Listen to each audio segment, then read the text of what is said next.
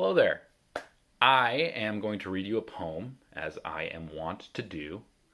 I'll give you a little bit of background on it. I wrote this one a couple weeks ago, my last poem of 2020.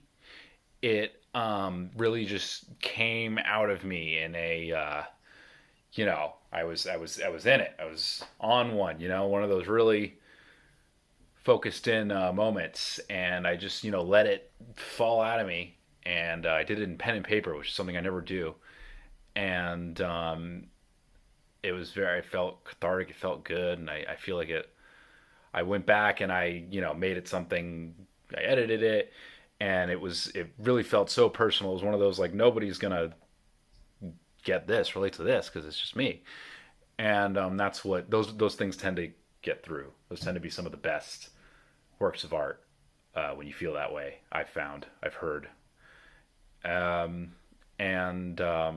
think that's the case with this one. It's called I Wrote You a Poem. And it goes like this. The other day, I was at a birthday party when a tsunami hit. Then, out of nowhere, this giant twister of presents and water comes up out of it, and the whole world was sucked into it pretty quick. And the thing is, I was already a wanted man. Up until then, the watercolor sky was something I could at least wrap my mind around. I mean, I could make a tequila sunrise. I could tell which drips along the outside of the glass were booze and which were sweat or tears or spit or cum or blood or sunshine. They weren't going to get me, is my point. I was fast and the road was open and it kept getting wider, so I kept on riding until I stopped. I had to. The bush was burning, the strings were swelling, and I was so tired, so goddamn tired. Like wanting to love someone. Really, really wanting to. So you just keep fucking them, and you start tallying up orgasms to prove something to yourself. Anyway, all the little tiny toy police cars were running out of batteries and their sirens were starting to sound all wonky and garbled, but the only other person around was Job. And I wanted to ask him directions to the devil's house, but I only speak the language of God. By this time, the top of the twister was so filled up with squids and countries and houses and rusted bicycles and shit that it was starting to look like it might actually collapse under its own weight. So, of course, I had to do something, or at least I felt I had to, but nothing translates from God speak. So instead of just recounting what literally happened, clearly and plainly and concisely, as I've been doing with you here thus far,